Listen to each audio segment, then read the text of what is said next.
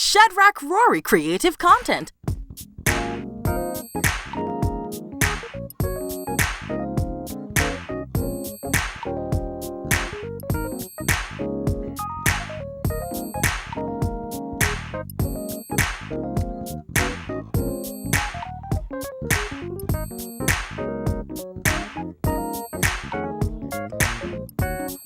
The one and only is Claudia Williams, choirmaster extraordinaire. I'm glad to be here. I'm glad you're here. I've been wanting to do this for a long time. And we've been trying to do We've been it. trying to do it since 2019, Yes. and I'm glad we finally made it happen. Yeah. Who is Claudia Williams? Claudia Williams, a little girl from the east side of Austin, Texas. Grew up, got baptized at Mount Olive, used to be New Mount Olive Baptist Church here in Austin. Reverend Sneed, H.A. Sneed baptized me. And then my mom went back to her original church that she grew up in at Greater Mount Zion, and so I went with her and went under Reverend N.W. Bacon, Jr., was my pastor, and then, and really that's where I started directing. The Crusader Choir number 2 at Greater Mount Zion, and then my cousin was the pastor at St. James Baptist Church. And at the age of 14, I started directing, still at Greater Mount Zion. Just seemed like I just picked it up overnight. I think I just picked it up. And I never forget, I stayed at Greater Mount Zion a couple of years, 14, directing Crusader Choir in '76. Okay. The year I was born. Oh, okay. Bicentennial. Yeah. St. James had their choir concert, and they invited me to come and be their guest directors. Barry Franklin had just gotten over playing for St. James, playing the organs. And so I went and I did a couple of numbers on that concert. That was like March, April, because back then, their concert used to be on Easter Sunday. So I was their guest for Easter Sunday. And I would come by, even after the program, I would come and check them out, but I still wasn't on staff. First Sunday in September, 1976, Reverend Franklin asked me to come over, and I had to get permission, because I was just 16. I had to get permission from my parents, and since we were related to them, and I had cousins that I was always around, Reverend Franklin's daughters and grandkids, and so my parents let me go. So do you come from a naturally musical family? Not really. Like, how did you decide to just start directing? Because I was a part of, when I was young, maybe about 12, a choir was called Austin Citywide Youth Choir. And back then, the youth departments of the church were really strong. They were real strong. So I was the president of our youth department at Greater Mount Zion.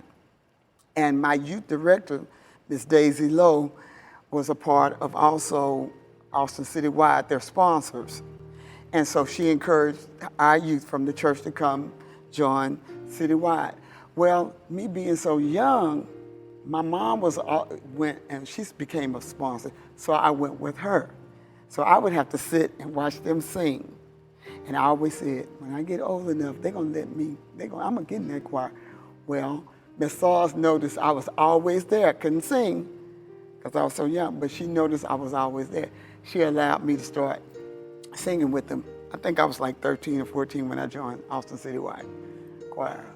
Can you walk us through, like, what are you thinking when you're doing what you're doing? Or are you not thinking at all? I'm not thinking, things are just come, I'm just directing, and if something comes, if I feel something, because people used to say, can you help me, show me how to direct? And sometimes I'll be like, I don't want, it comes across like I'm trying to be funny, but sometimes I'm like, how can I show you? Right. Nothing but the basics, I can show you that.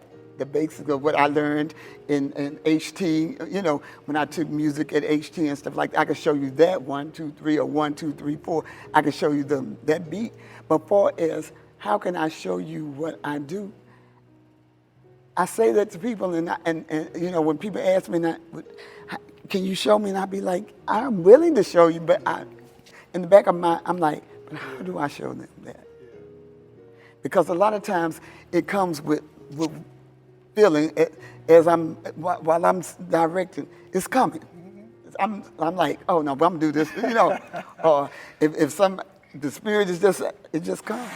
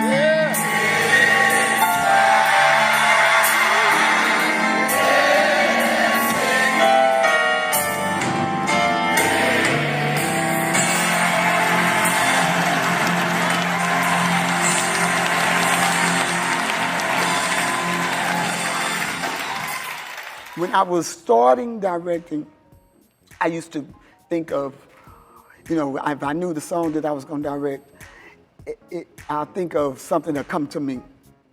If it's like I'm a repeat it one or two, I used to do little things like I would do this, you know, do some kind of move like that. Okay. But that was just my little, as I was growing into that. I have a friend that I always say, girl, you don't direct like you used to. Well, I'm older now, girl, and my mind is not thinking to be doing all that in crowd. My thing is trying to get the message over. You're painting. I'm painting. It's a canvas that you're coming to and saying, I don't know what I'm gonna paint yet. I don't know. But I'm just gonna yield myself, and something beautiful is gonna come out of it. Basically, there's a personal connection to certain songs that will bring out that artistic flavor that you have. What is that connection? Like, what, if you can describe what type of song, what type of beat, what type of melody makes you want to direct that song? One of my favorite songs, It Is Well. That's one of my favorite, and I don't care how you sing it. You can say, when peace like a river, or just, I don't care how you, that's one of my favorite songs. But the way I have directed it, it's just like, I don't know, it's just something that's, and when I get to the verses are real nice, you know, but when I get to that chorus, it just seems like something, I just see my face get tight. I'm getting tight talking about it. And sometimes there are songs that will really take you there. Perfect Peace. Okay. When you start talking about God will make a way, it's just something that just takes you, you know, just takes you. Okay. So it seems like you're saying for you, it's more of a lyrical connection as opposed to a beat or a rhythm. It's lyrical. I mean, because it's very important that you be able to minister what you do, too. You know, yeah, I can do a cutesy little song that I have abundantly. You know, I can do all those little cutesy things. That's. But when I'm really into that, you'll notice. You'll notice. It's always something. It's some meat. It got some meat to it when I feel it, yeah. That's good, that's good. So you've been at St. James. I saw that y'all recently celebrated 65 years as a choir. Was it 65? It was gonna be, okay, so it was gonna be 62 years. 62. For the choir, April the 5th. And of course, quarantine. Pandemic, okay. So we went on and did something on Facebook and streamed and all that, but we didn't do a concert like we were planning on, and we're still planning on it. We just got the word that we already got the new date for the concert for 2021, March the 28th, 2021. We're going to plan it. We're going to try to do it again. We pray that the pandemic is over, because we were ready. Okay, we were ready to have that concert with Leandra Johnson. Oh, yeah. We were ready. So how many of those 62 years have you been leading the choir? Okay, so I started in '76, but I was just I was just directing the choir. Before, as being over the music department, I think Carl Neal passed in 1998. So I've been director of music since then. Okay. Speaking of quarantine, how has what you do been affected by quarantine? I know, like, for many of us, we haven't been able to go to church in the traditional sense. How has that impacted, I guess, your creative gifts? Like, for me, it was a welcome. Like, as much as I hated it happened, I've been doing the same thing since I was like 18. And so for me, it was a much needed break. And I know that's not everybody's story, but like, how was it for you? Is it something that you miss? Or is it something that you're enjoying? Or like, what's the feeling? I miss it. But it's going so long now to where personally I can really say that I can find myself getting lazy too. And so that's why I'm so glad that we are slowly getting ready to go back into our services at St. James. It was cute at first. Right. You know, let's have this little cute break. You know, we need a little break. But then when it passed about 4 or 5 weeks, I start getting the answer. This is not cute. Right. You know, it's a different. I heard somebody say it's different when you don't want to go to church. It's a lot different when you don't want to go.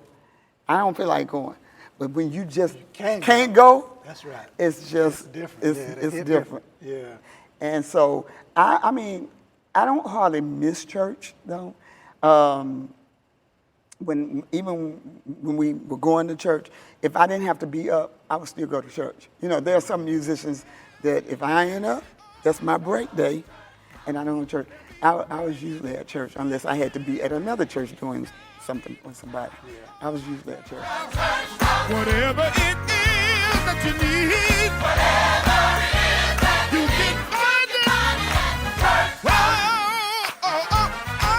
on my way to the old church house. Hallelujah, Jesus will be there. At the old church, they'll be praying, singing, shouting at the old church house. Whatever it is that you need, whatever it is that you need. Come on, Claudia.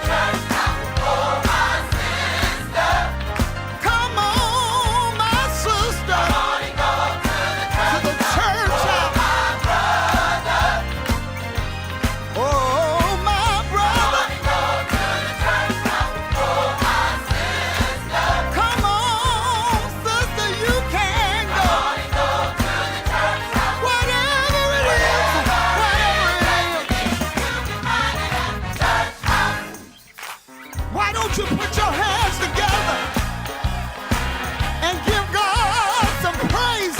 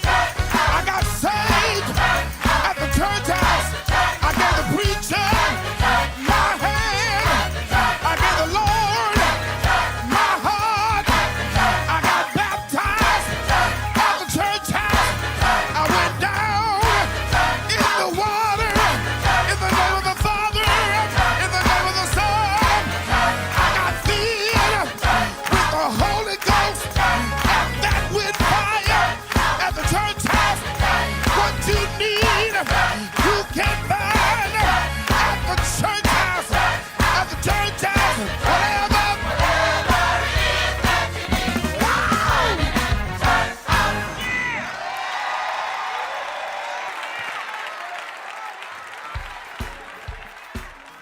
Church was different before we even started this pandemic. And when I say it's different, you know, back in the day, some years ago, we would be in church. Sunday was church. You go to church in the morning, you have a 3 or 4 o'clock afternoon service, and you go find a musical that night. True. Well, in recent years, we haven't been doing that. And so it was kind of rough, because I used to love to go run and go to these different programs and different church services. And so, like I said, we are now, I really believe, and I hate to say it, I believe when we get out of this, it's going to be different again, because we haven't been going. So Sunday morning service is probably going to be all you get. It's true. And I can attest to that, what you just said. You would go to everybody's church. I remember I served when I was like 16 or 17.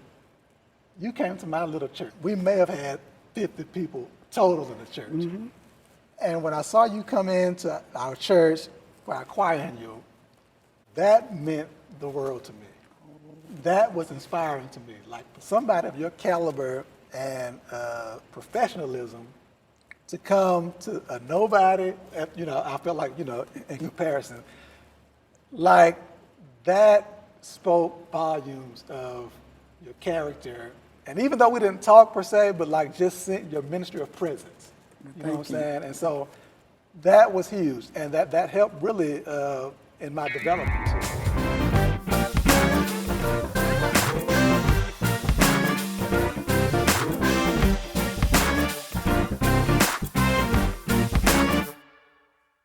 You asked me, I was maybe 17 or 18, and I was on my way to college out of the city. And around that time, I came to one of the St. James musicals. I don't know if you remember this, but you asked me would I consider playing for the Voices of Christ. And I wanted to, but I was like, maybe the next week I was going to move out of the city. Mm-hmm. And like that for me was like, wow, that really encouraged my musical journey. And I just wanted to bring it up and say thank you for that. Thank you for, yeah. But it's important that we encourage each other. It's just important. People always tell me that the musicians in Austin try to support each other. I don't think we're doing it as much as we used to. But I do believe that most of us at least try, you know, to say, hey, every now and then to 2 or 3 people, you know. This is a strange time. And I'm really concerned. I've even talked to my pastor about how I'm just concerned about how we're going to be when we really get back into this. It's going to be strange. Yeah.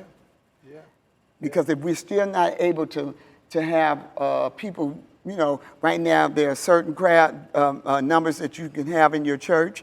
Okay, when you bring somebody, or if you decide to do a concert, how are we going to get the... Yeah, because you got 6 feet apart. Mm-hmm. Yeah. It's going to be different. But if anybody can handle it, I know you can. Well, I tell you, I worry God. I worry him, and I know I worry him. But I know he will answer. He's going to answer. But I worry him every day because I am so concerned about what's going on. I think I'm a little better. But if you would have talked to me probably back in June, first part of July, it was pretty bad. I was going through it's almost like you're going through a withdrawal. That's right. Because I can't see my folk. You know, I see a few of my choir members, but I really don't see my choir. But one thing when I found out we were going to have to stop we haven't been to church where we went this past Sunday. So we have been out of church really almost 5 months. Our last Sunday was March the 15th. We didn't even know we wasn't getting ready to go. Didn't even know. We had no idea that we wasn't going back to church. That's right. Matter of fact, the night before, we had the choir was at Reverend William Martin Booze Church Okay. that night before. Still had no idea. We over there singing, having a good time for his pre-anniversary. Ain't thought about it. Came back to church that next day. Ain't thought about that. 5 months is a long time when you're used to being with a group of people every week. Where did that work ethic come from? And I want to look at it in light of the modern day artist or musician, creative person. Statistics say that they spend maybe 3 years in one place and they move to the next place. What is it that made you stay for so long in one place, doing the same thing over and over? I love St. James. Pastor Ian Franklin was probably the best preacher and pastor. I'll say pastor. Preacher, pastor was, and back then we wasn't making no money. We wasn't making no money at St. James. I know I wasn't. I was the new kid on the block, youngster. Back then you didn't have a whole lot of choir directors standing in front of church choirs. So when I was at St. James, it was like, oh, I'm just having a good time. I enjoyed, the choir was good, and I'm having a good time with what I'm trying to do. And it just seemed like with the musicians that I was there with, Barry and Carl, what? Who in Austin, Texas, or in Texas could out-sing Carl Neal back then? My goodness. So he was just, when he sing and you directing a song behind you, you ready to, you know what I'm saying? So that just, we had a good time. That's good. And so, so just staying there and working with good people and working with talented people. There was just so many talented people coming out of that choir back then. And I used to tell musicians that are a little bit younger than me, and I would find out they were leaving their church and going to another church, and I'm like, you just got to that church. You need to find a church that you like and stay there. Try to get along with your pastor. I'm not saying, I think I had, and this is the honest truth, I think I had bumped head with Pastor Franklin one time, because one thing, he pastored the church, so that's but I think we had one little, and it wasn't really a disagreement.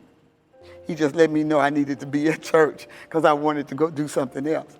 But one time, Pastor McClendon, ain't always roses, but it hasn't been bad. I say what I say, he tell me what he feel, and that's, I think a musician needs to find a church where they can lock in. And that's why I think I've been there so long. Yeah. September, be 43, 44? 44? Yeah. There's one leadership approach that says, I'm going to give you freedom to create, and just make sure it's good.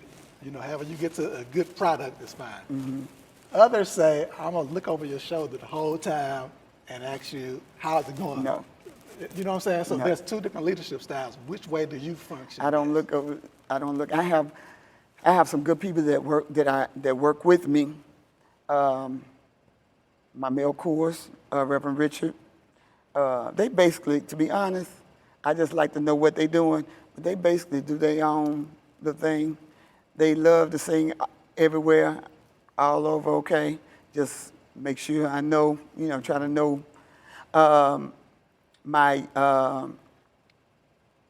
The kids, we have a new young lady that's working with my little kids at the church that's doing a good job with them, Latoya.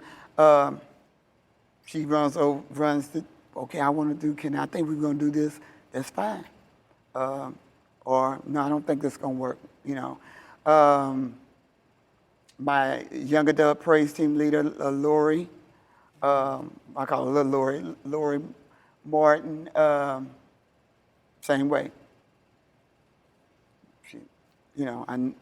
They did a recording. She let me know how she wanted to.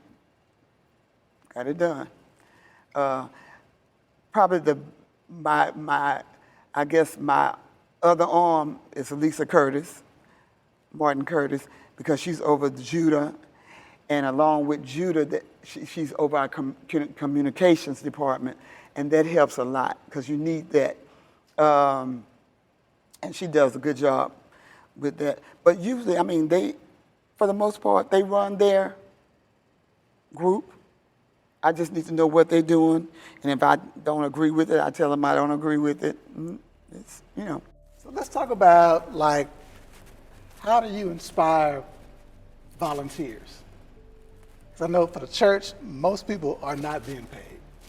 And so when you see a choir of your size, how do you manage those people and keep them, I guess, engaged and inspired to achieve more? Can I be honest with you? Please. I really think we have become, we're not doing as much as we used to. At one time, my goodness, it was almost, I mean, every time you looked up, we were doing something. Somebody was calling, but like I said, there's nothing happening, so I guess that may be the reason. But we try to do a whole lot of things. I have officers that help me a whole lot with the choir. I have a business manager that's in the choir. She's in the choir, but she's also a business manager that helps the president a whole lot. At one time, I had a vice president, and I haven't replaced that. And I can't believe I haven't, but we have not.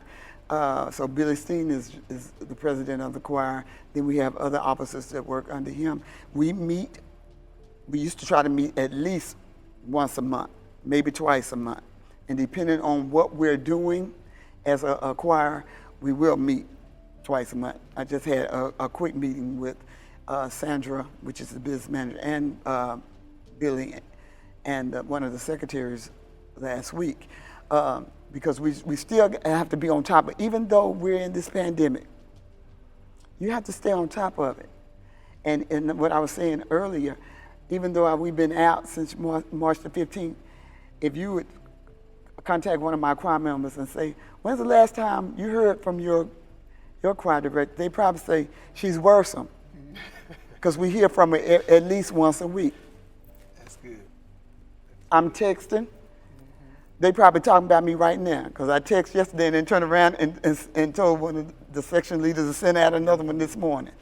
That I just felt like I needed to keep that. That's so good, because I think what you're saying without saying is that the relationship has to be tight. In order to expect somebody to do anything voluntarily, they have to buy into you. They have to know that you care about them. And I think your people know that you genuinely care for them. I do. You know? I love them. I love them. They can make me just as mad. I can walk out of choir house and be just as burning up. And then I go home, pray about it. Because everything is not going to always be what I want. Because I want it to always be easy. And there are 2 or 3 members that are not going to always want it to be easy. The majority of the choir, I will say this. They believe that I want it to be the best that it can be. They believe that I'm going to word the Lord before I bring it to them. I really believe they believe that. I want them to know that I do. And that's why I think they buy into what I say. Yeah, because they bought into you. People don't just join ministries. They join people who lead well. You know, I think what we accomplished is second to how you treat me.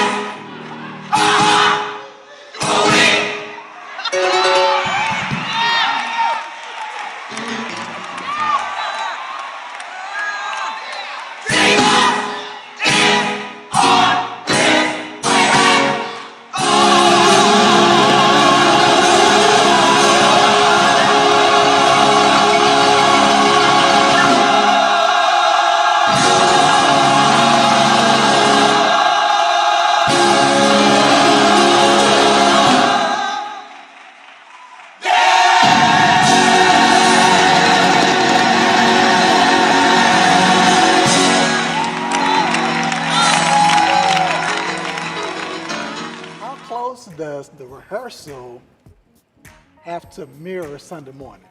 Do you allow some exceptions in rehearsal in terms of how tight it is musically, or do you expect to rehearse it the right way for Sunday? I want to rehearse it the right way for Sunday. A lot of times I tell them when we start rehearsing and they kind of getting kind of loose and kind of being, come on, no, because we don't know if we're going to make it Sunday. So let's go on and usually when I come that way to them, and we get on and sometimes I come to rehearsal. I remember many a times, I'm better now because I'm not working, praise the Lord. Come on. A full-time job anymore. But when I was working, there would be times I would have worked at the post office 10 hours, go and take care of my parents before I even get to the church. And by the time I get to the church, I am broke down tired. So I don't feel like a whole lot of foolishness tonight. Let's get in here, let's do what we need to do, and let's go. But that's with any group. Let's get it to where we can say, ooh, let's get it. I mean, if we have to have, I like to have church and choir rehearsal. I love that. Yeah. I love that. Sometimes rehearsal be better than Well, I have been in rehearsal to where we have had a throwdown good time. Just to where Sunday morning I'll be like, well, what happened? Because we hadn't thrown down. I guess we didn't throw down so hard Wednesday. That's true. Yeah. Yeah, it happens. What do you do for someone who wants to be a part of the choir but can't really sing? Church choir, you have to let them up there. Sometimes I say, I'm going to go to the pastor and I'm just going to ask him, can I do auditions for the church choir so that I can weed out? Because there are a whole lot of singers. Your choir is not really your choir. You have a whole lot of singers that sit from Sunday to Sunday in the audience. And I don't care how much you try to pull them and try to get them to come, they just won't come for whatever reason. I'm not going to always say it's, for whatever reason. It's hard to get a lot of people that you really know that can sing in the choir. But for me, if it's somebody because I have some people that are really not singers. And I have suggested that they go and join the usher board. Ushers should use the attention sign, your hand over your throat, followed by attention, information, attention, relief, attention, bulletins, attention, contributions, attention, fans, attention, on the floor. I hope these signs will be helpful in assisting you in developing your gift. My good friend, Chester D.T. Baldwin, taught me to, if they, sometimes you may need to ask them, if they don't want to do what you need them to do, or if they can't do what you. How has it been approaching somebody like that? Is it some pushback, or do they? I don't go up to them and say, honey, you can't sing. I need you to go sit down. I don't do that. I hope they realize it. That's what I'd be hoping. But a lot of times they don't. No. A lot of times they don't. So what you try to do is just try to get somebody, your key people, around them. Yeah. Okay? Yeah. So maybe they won't stand out. So. Right. Mm-hmm. Church choirs are very different than community choir. Yeah. Now, community choir, I still have a couple people today that don't like me, that walk around Austin, Texas, that really don't care for me because they came in and auditioned for BOC, and I just told them they wasn't ready. Right. But you can be more selective in those. In those kind of yeah. things. And I wasn't being ugly. I just really felt like they wasn't ready for whatever reason, they wasn't ready. And a lot of times, they're not ready, not so much because they can't sing. They're just not ready. I don't like to deal with a lot of people that are people that come to nitpick. I have a problem with people that nitpick. You have all these people trying to make the organization work, but you always have maybe 2 or 3 people that's always got something. That's right. They ain't I ready. stay away. They're not ready. They're not ready. Some people are not ready for the exposure because exposure will make nitpickers worse because they think they arrived. You know, so now they're really cool. Oh yeah, I'm Yeah. just, yeah. And then they want to take your job. Come on. So a lot of times I have to remind my people that God put me here. And until he tells me, Claudia, you need to go somewhere else, I'm just going to sit you, I'm here, let me do my job. I don't mind taking, I can hear what you have to say, but don't try to do the job. That's good. Yeah. Talk about dry seasons. I know like some choirs, and I've been a part of some too, they're like an organism. So it's not the same all the time. You have ups and downs, and you have people who come for seasons and Yes, leave and go other places. yes. How do you remain consistent during those dry times? You know, and there are a lot of times there are dry times. It can be because your choir members are not doing what they need to do, not showing up when they need to show, or not, or you're dealing with musicians that are not doing what you need them to do. So that puts a damper on things. But when you have a dry season, all I can say is pray and hope that a few that can hold it come. You have people that come in for concerts. Because I want to be up there to Come be, on here. I got to be seen. Come on. Because y'all doing a concert, and I need to be seen when the choir stands. Here we go again, church choir. You really don't have a lot of control with church choirs on that.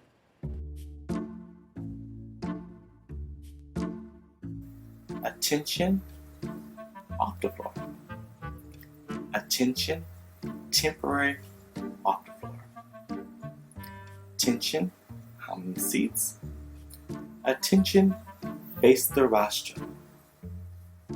I hope these signs will be helpful in assisting you in developing your gift.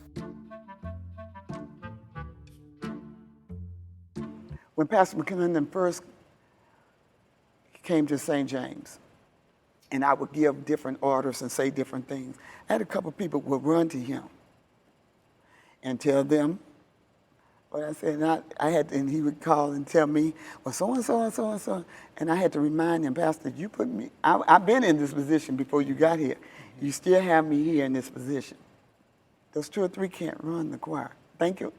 I'm glad they came and told you what I said. Okay? But you have to have a good working relationship, because sometimes that can backfire too. Yeah. If you don't have a good, that can backfire. I've been on both sides. Okay.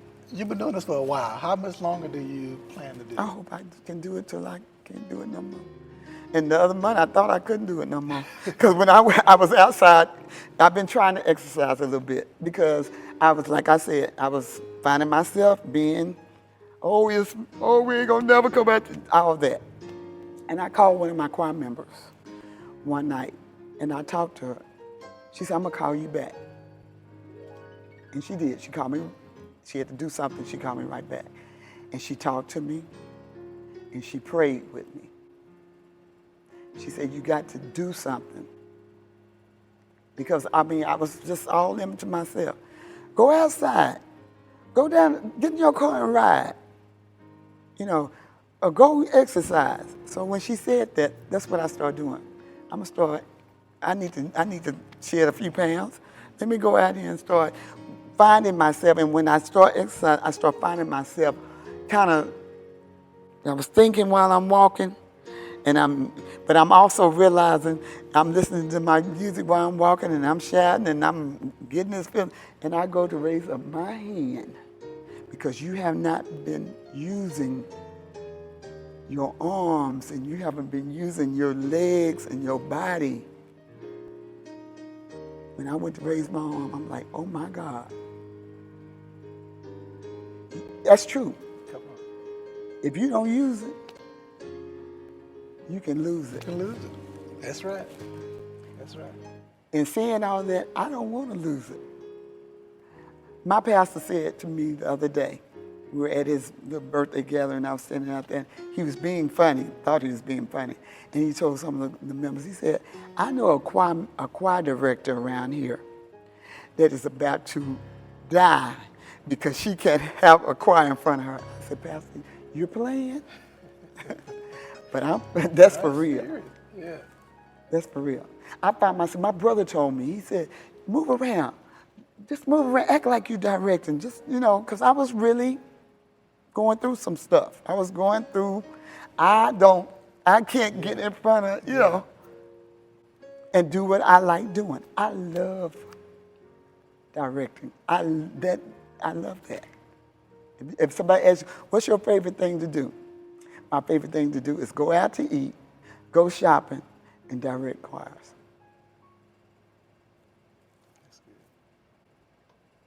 That's it. That's good. That's what I like to do. That's beautiful. He is mighty as a mountain. He is wider than the river. He is deeper than the ocean. Jesus is his name. Hey, he is his glad as weakness. He is joy when I sorrow. He is food on the table. Jesus is his name.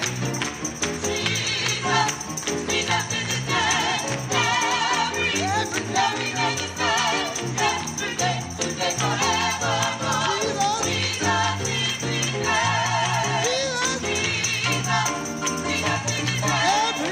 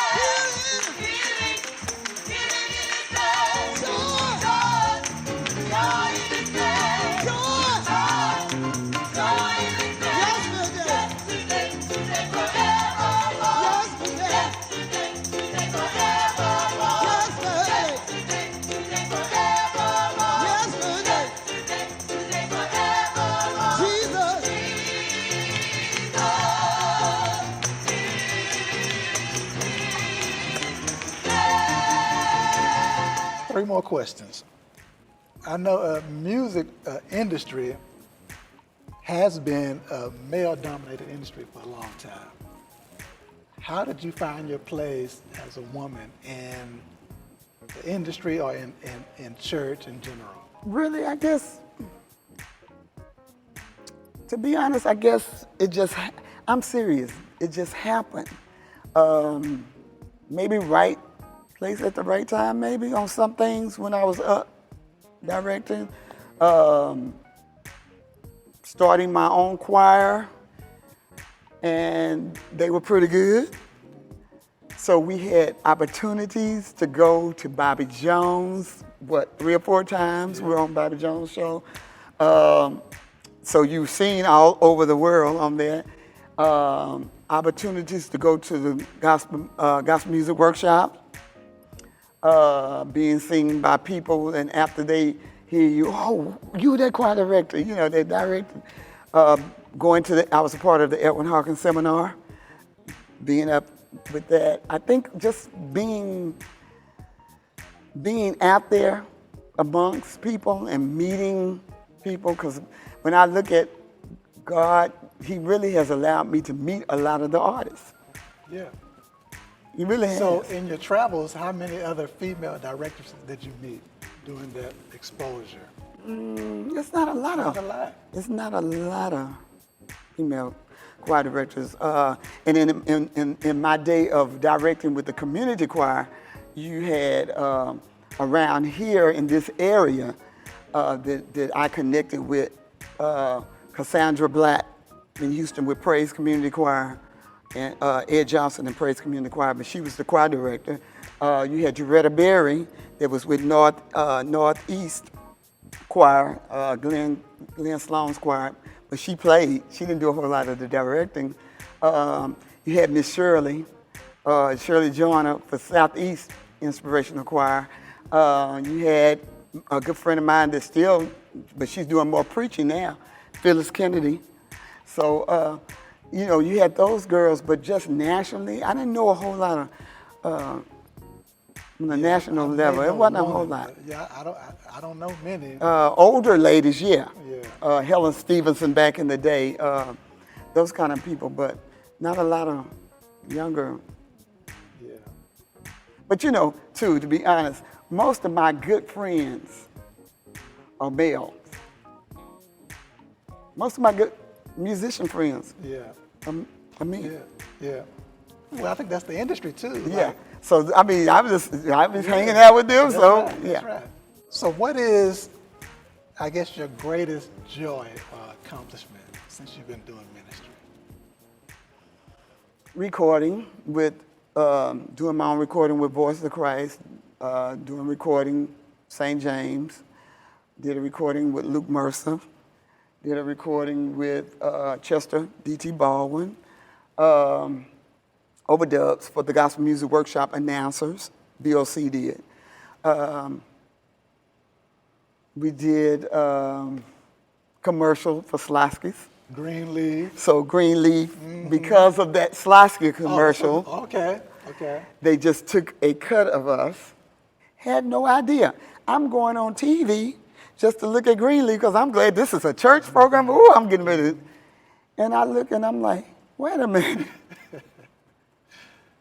That's BOC. Had no idea. And everybody's been, now since they're finding out, because people didn't know, you know, they looking at the choir, but because we didn't have on our robe. That was a robe that we had to wear for the Slasky commercial. So people not looking, they just see a choir up there. Right. But now since they're noticing the faces, the different faces, they're like, hey, how did they get, hey, when I signed the waiver, because I thought it was just going to be Slasky going to do it. Not knowing, years later. Years later. Wow. On Greenleaf. What would be your biggest regret or biggest mistake you would say that you made in ministry? I'm not going to say it was in ministry so much, but my mistake was not learning to play. I took piano lessons, but I am a kind of person that when I sit down on the piano, I want to play now. So if I couldn't, I went to piano in about 3 months, and I wasn't playing like Kenneth Brown. I started getting lazy. It's time to go to piano. Mama, I don't want to go. I don't want to go to. And then when I started taking on directing, that show was out the picture, because all I wanted to do was just direct.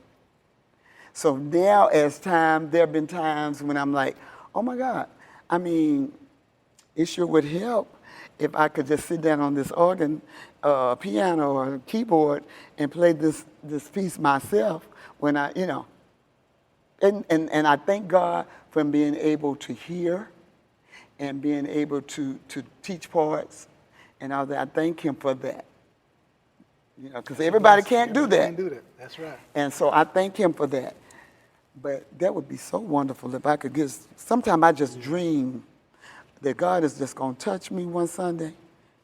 You know, and because I've heard stories of people saying, I couldn't play, but Portier, a guy that used to play for Suffolk, his daddy was River McNeese. Yeah, I remember him. Yeah. Portier said he couldn't play none. His daddy went over there and prayed over his hands, and he started playing. At first, you know, when I was younger, we used to laugh about that. Portier, you know you lying. You know it didn't happen like that. But he was for real. Now, I wasn't there. I didn't see it. But that's what he told us. And I can believe it. His daddy must, hey, pray. Yeah, I believe it. So sometimes I be like, oh, I need somebody to really just come and really pray over my hands.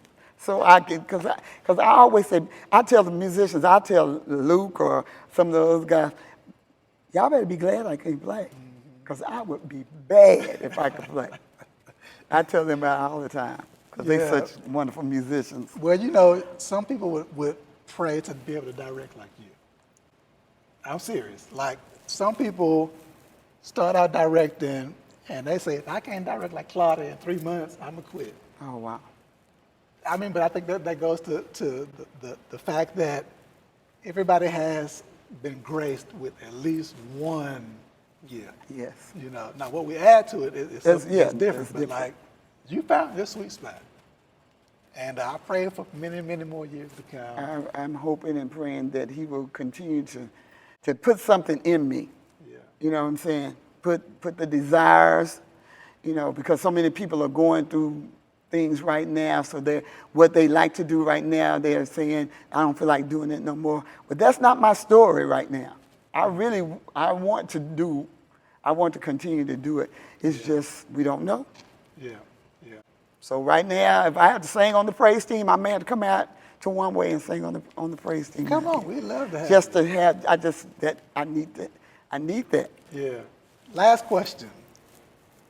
If you were giving yourself a eulogy, you know, a lot of times, all the time really, we don't have a say-so in what people say about us. So what would you say about you at your funeral? That she loved the Lord, that she was dedicated to what she did. And every time she stood up, she tried to do and tried to give her best. Yeah. And if he's pleased with that, so no. Well done. Claudia Williams, everybody. Thank you so much for having me. Thank you. This was awesome. Thank you.